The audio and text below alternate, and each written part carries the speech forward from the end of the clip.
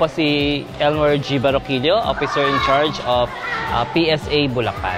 Ito po kasing pinuntahan natin ngayon, ang barangay Pamarawan ay isang island barangay na kung saan ay yung transportasyon ay isang issue. So ngayon sinisiguro po natin na mapupuntahan po natin ang bawat sulok po ng probinsya po ng Bulacan. Kaya po tayo pupunta sa mga lugar na ito tulad ng island barangay. Kalimitan po kasi mga nasa bahay, yung mga hindi na po lumalabas at saka yung halimbawa po mamamasahe pa sila papunta dito sa mga registration center. Tayo na po ngayon ang lumalapit.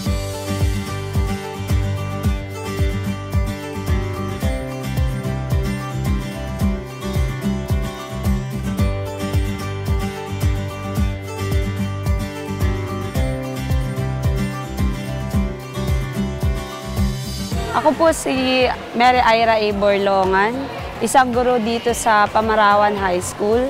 So, malaking tulong po sa amin na taga Pamarawan na pumunta ang PSA at mapili upang isa sa barangay na magkaroon ng serbisyo para makapagparehistro yung mga kababayan o kababaryo ko po. Hindi na kami luluwas sa karatig bayan para kami ay makapagparehistro. So, makakatipid kami sa pamasahe, convenient din po dito sa aming lugar.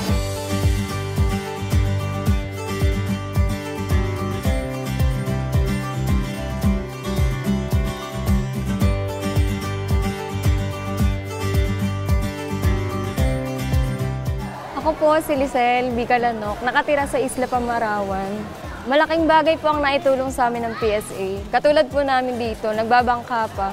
Less pamasahe na rin po. Malaking bagay po talaga na nakarating kayo dito sa amin. Dahil maraming tao din po ang hirap dito na makarating ng makakuha ng national ID. Kumbaga malaking tulong nga po ang nagawa nyo. Sa mga kaibigan ko, kamag-anak, kapag di pa kayo nakakuha ng national, dito lang, malaking bagay na meron na ditong makukuhanan. Hindi na tayo mamamasahe pa. Dito na lang tayo. Kaya salamat po, PSA.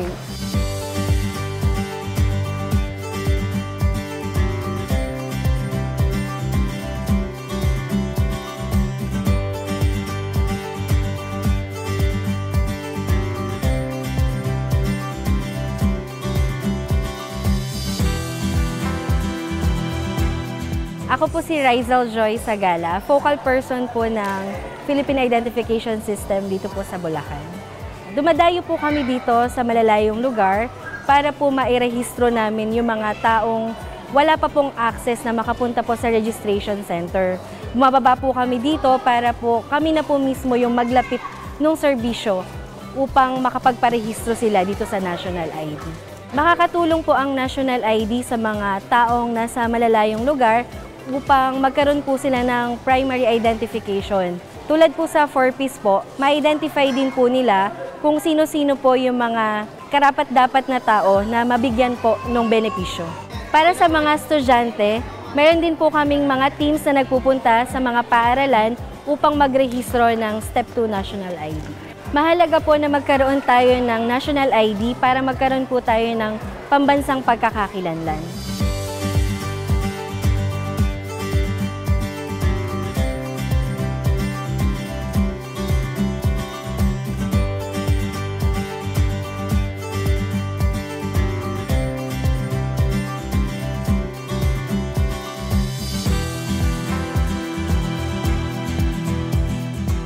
Ako po si punong barangay Cesar Belti S. Bartolome.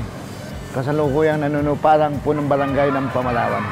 Ako po ay nagpapasalamat sa PSA Malolos at sa pangunguna ng kanilang mga team leader ay nagpapasalamat po ako na narating ang aking mga kabarangay upang magkaroon ng National ID. Kami po sa ngalan po ng Sangguniang, kayo po ay aming inaanyahan upang masakatuparan ang pagpaparehistro ng National ID. Maraming salamat po.